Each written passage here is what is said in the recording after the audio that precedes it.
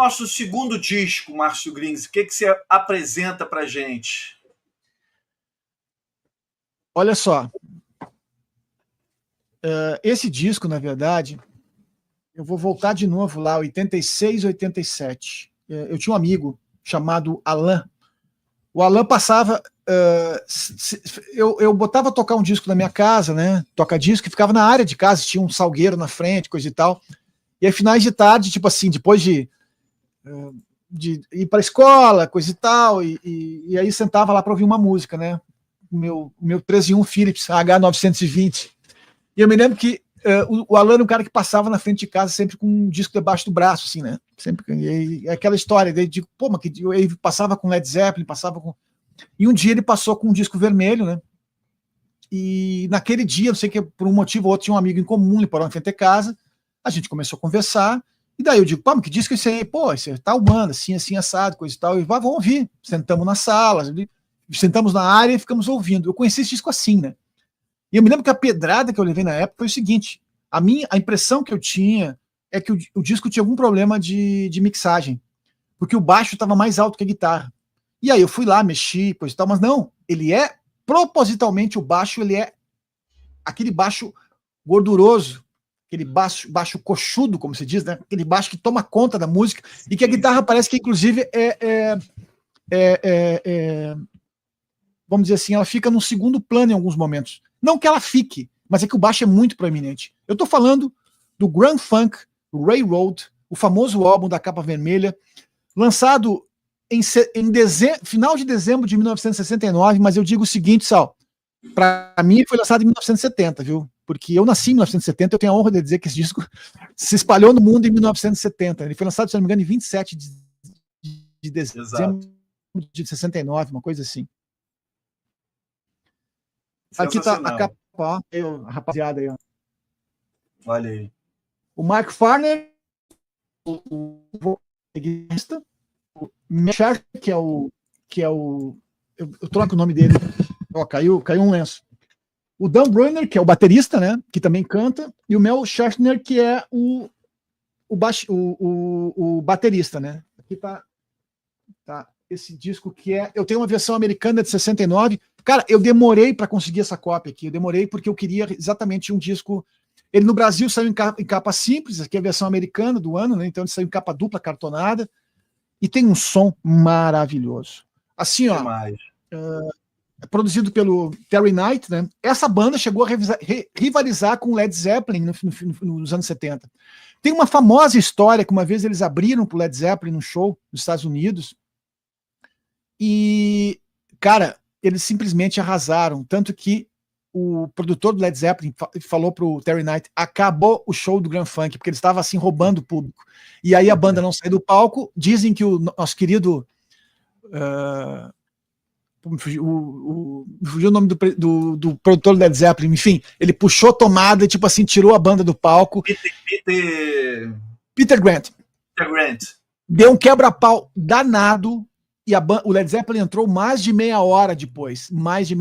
Tipo assim, eles se sentiram intimidados pelo Grand Funk. E vou dizer mais, eu entrevistei, tive a honra de entrevistar o Mark Farner em 2012, porque ele teve no Opinião, em Porto Alegre, com um show.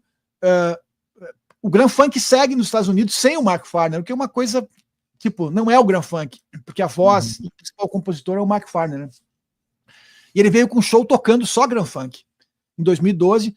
A cozinha desse show era a cozinha do James Brown, para ter uma ideia. Músicos tocaram com o James Brown. Cara, é um absurdo de show, na opinião. 2012, março de 2012, vai fazer agora aí 13 anos, é isso aí. Sal, vou dizer o seguinte, ó. Esse é um dos discos de rock and roll realmente que mais me impressionaram na vida. Eu me lembro que ele me botou num outro...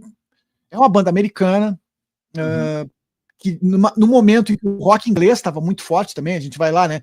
Deep Purple, The Who, Uriah Heep, Led Zeppelin, enfim. E era uma banda americana que ia pro topo das paradas, cara. Eles realmente estavam arrasando. Fazia frente. E esse disco é o segundo álbum deles, eles tinham lançado antes o One Time. Eles lançariam outros álbuns até mais afamados do que esse. Desse disco, por exemplo, eles tocaram em Porto Alegre 2 músicas. O Mark Farner tocou 2 músicas. Please Don't Worry e Inside Looking Out, que é uma música uma versão que o Animals fez, né? Que, tipo, só que a versão do Grand Funk é absurdamente muito mais pesada, né? É um power trio, né, cara? É um power trio. Depois o Grand Funk, inclusive, colocaria teclado na música dele, mas aqui não tem teclado, é baixo, guitarra e bateria, eventualmente uma gaita de boca. Um piano também rola eventualmente, mas o Mark Farner que toca tanto o piano, a gaita de boca e a guitarra, e é o principal vocalista da banda, né? Mas é um descasso, cara. É um descasso assim, ó. Que tá fazendo, que acaba de completar 55 anos, e quem falar em rock americano dos anos 1970 e não falar em Grand Funk, está cometendo um erro gravíssimo. Essa é uma das grandes bandas daquele período e que de alguma forma também pautou o rock dos anos 70, né? Sim, depois sim. Eles seriam produzidos também pelo Todd Rundgren, por exemplo, que era também compositor, cantor, que lançava seus discos, mas também ele produziu uns discos do Grand Funk com muito sucesso. E aqui o José está falando, realmente, eles fizeram uma versão de Locomotion que foi para o topo das paradas, né? Nos anos 70, música da Carole King, inclusive. É uma banda assim, ó, maiúscula.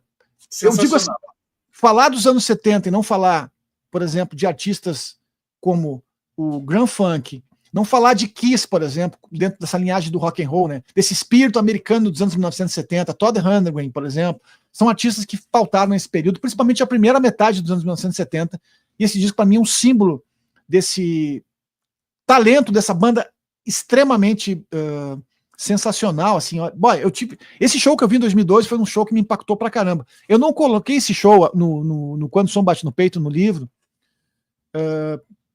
por alguns motivos, até porque eu vou lançar um segundo volume do livro algum dia, e esse show certamente merece, ele tá nos lugares tá guardado num lugar especial na minha memória, porque eu assisti um dos meus ídolos, eu peguei o setlist autografado, eu tenho um CD, uma coletânea também autografada deles que eu consegui pegar. Entrevistei o Mark Farner, tem várias coisas legais assim que aconteceram. Ou seja, poder de alguma forma também ter assistido ao vivo o Mark Farner, mesmo que não seja o Grand Funk, né, mas e ver ele na ponta dos cascos, cantando muito bem, tocando o repertório, vamos dizer assim, escolhido a dedo da banda, foi um momento muito especial da minha vida. Essa banda, assim, só para corroborar ali, complementar o que o Márcio fala, quem não conhece precisa conhecer muito e aproveita que, claro, Pitadas do Sal tem uma live com a discografia do Grand Funk comentada pelo Bento Araújo, o grande Bento Araújo e tal. Quem não assistiu, assiste, está no acervo do Pitadas do Sal. O Bento, que é um grande fã também, assim como o Márcio, da banda, comentando álbum a álbum, as canções de tudo, a época, contextualizando. É uma live imperdível que eu garanto que você não vai encontrar material tão robusto na internet brasileira sobre o Grand Funk. Para uns 2 horas de papo, mais ou menos, é sensacional. E, Márcio, destaca algumas músicas aí, ou a música assim, que você destacaria do disco? Sem dúvida. As minhas preferidas, vou dizer de cara aqui, ó. God's Thing on the Move, que é a primeira, que é simplesmente, ela já te dá a letra do que tu vai ouvir, né? Mas as minhas duas preferidas certamente são Please Don't Worry, que eu vi ao vivo, e Mr. Limousine Driver, que tem exatamente essa característica que eu disse, né? De ter um baixo que é mixado mais alto, que parece que ele é gelatinoso, parece que ele toma conta da música, né? Tem um impacto, assim, se tu ouvir no vinil e num bom aparelho de som, é uma coisa muito impactante. E você também não passa incólume ao som do baixo, não passa. Não passa. É umas características dessa banda, né?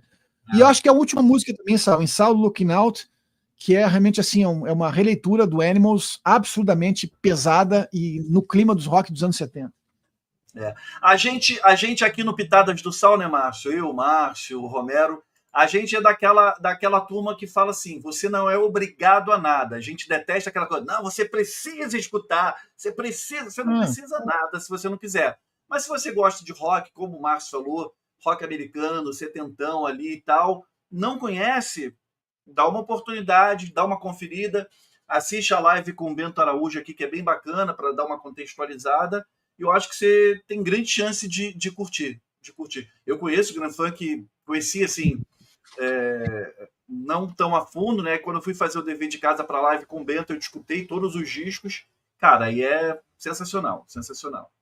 Foi uma grata surpresa ouvir as músicas e os discos que eu não conhecia. Muito bom, Eu, Márcio. eu tive a sorte de fazer parte da minha formação, né? Eu tenho o Grand Funk. Eu me lembro que quando eu comecei nos anos 90, os primeiros CDs que eu comprei foi uma coletânea do Grand Funk, que eu tenho até hoje, que eu peguei autografada pelo Farner, inclusive, que é assim um disco que me acompanha, pô, bicho, no mínimo 35 anos, né? Parece que tem uma caixa de exportação, essas caixas de madeira? Não, depois eu pego ela aqui. Não é. Não, eu sei qual que tu tá falando, mas essa é uma que tem um super encarte, tem que legal. Um texto bacana, exatamente. Massa. Daniel tá perguntando se eles são um Led Zeppelin americano. Não diria assim, até porque eu não gosto dessas comparações assim. Entendo, Daniel, mas assim, eles fizeram frente ao Led Zeppelin, diferente. Exatamente isso. Ele foi uma banda que rivalizou em termos de popularidade naquela época, né? Tinha uma coisa, enquanto a Rolling Stone falava mal do Led Zeppelin, a Rolling Stone falava bem do Grand Funk, né? Que foi uma banda que caiu e caiu nas graças da crítica na época, né? O Led Zeppelin a gente sabe que foi um fenômeno de rádios e do boca a boca, né? Depois a Rolling Stone até se retratou quanto a isso, né? Sim.